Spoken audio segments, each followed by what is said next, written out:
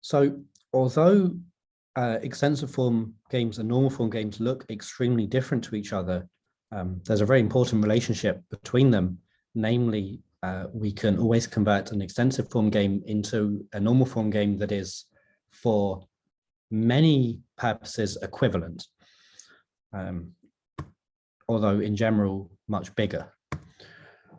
So the big idea is that for given an extensive form game, we can build a normal form game where moves in the normal form game are the same thing as strategies in the extensive form game. So we're kind of doing a kind of shift of levels where we're moving up a level where the normal form game is going to be seen as a game, a kind of meta game, where all players are going to simultaneously declare their strategies up front. And then the game itself is just going to play out those strategies automatically. So this is, by the way, where the name normal form game comes from, because it is the result of normalizing a proper game, an extensive form game. So the word normal means like simplified or reduced. So note that, so we're going to set moves in the normal form game to be strategies in the extensive form game, but strategies, pure strategies in a normal form game are the same thing as moves. So what that means is that the normal form game and the extensive form game are actually going to have the same pure strategies. That's the kind of key idea. And I'm going to explain what this is, what this procedure is, essentially by example. So as a reminder, this is what the Ultimatum game looks like. So player one has two pure strategies, namely they could go F or they could go U. Player two, it turns out, has four pure strategies because they have two different nodes that they control. And then at each of those, they could make one of two different choices. So we can write down these four pure strategies. We can call them AA, AR, RA, and RR, where always the first thing in each pair means the thing that we're going to do with the left node if player one does F. And the second thing in each pair means what we will do at the right node if player one does U. So because player one has two pure strategies and player two has four pure strategies, that means that we have 8 pure strategy profiles, which is 2 times 4.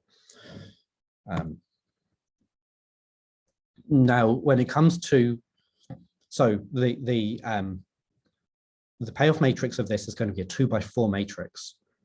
And when it comes down to writing down the payoffs, what we have to do is for each square in the grid, we have to run the procedure of playing out those strategy profiles. So here, for example, we have FAA. So we do F, which is player one's move, and then we have to say we're in the left node, so we're going to do what player two will do in the left node, which is A, so here, and that's where we end up at 5-5.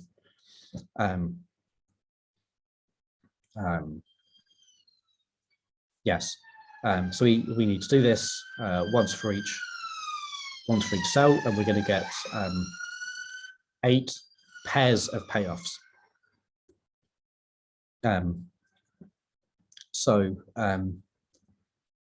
Several years ago, I suffered through working out all of the best responses of this thing, which is an absolute monstrosity.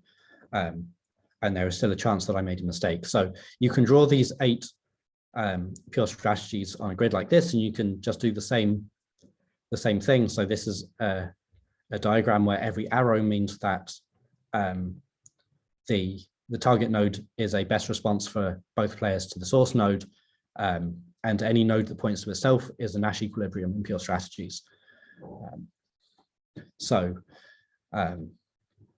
What that means is that this normal form has 3 pure strategy Nash equilibrium, and we're going to define a pure strategy Nash equilibrium for an extensive form game. We're going to define it to be exactly a Nash equilibrium of its normal form.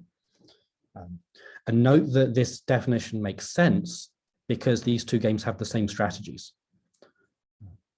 So because a Nash equilibriumness is a property of strategies of the normal form, strategy profiles. A strategy profile is either a Nash equilibrium or it is not. So we're going to just extend that definition to extensive form games. So what that means is that the Ultimatum game has 3 pure strategy Nash equilibria. Namely, one where player 1 makes a fair offer, player 2 accepts a fair offer and rejects an unfair offer, and then 2 where player 1 makes an unfair offer, and then we have 2 different things that player 2 could do. Now, there's a lot to say about these 3 Nash equilibria. There's kind of a lot of subtlety going on here, so we're going to come back to this and focus on these in a couple of videos' time. In fact, in the next video. Okay, so I have defined Nash equilibria of an extensive form game in terms of the normal form.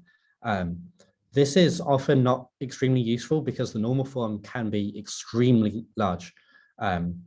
So the number of pure strategies grows exponentially in the number of nodes in the tree, and the number of nodes in the tree grows exponentially in the depth of the tree, which is like the number of turns of the game, like the amount of time it takes to get to the end of the game. So that means number of pure strategies is doubly exponential fast growing in the depth of the tree. So this is extremely bad. Like these things get completely impractical to write down extremely quickly.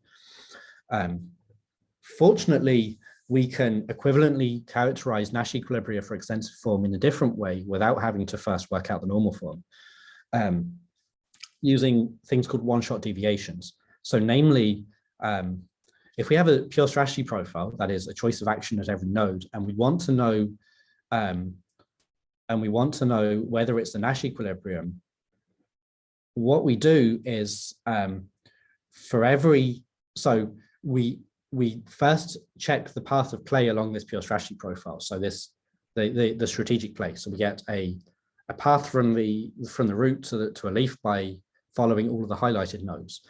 And what we do is that for every node along that path, we're going to ask the question, what if we did something else?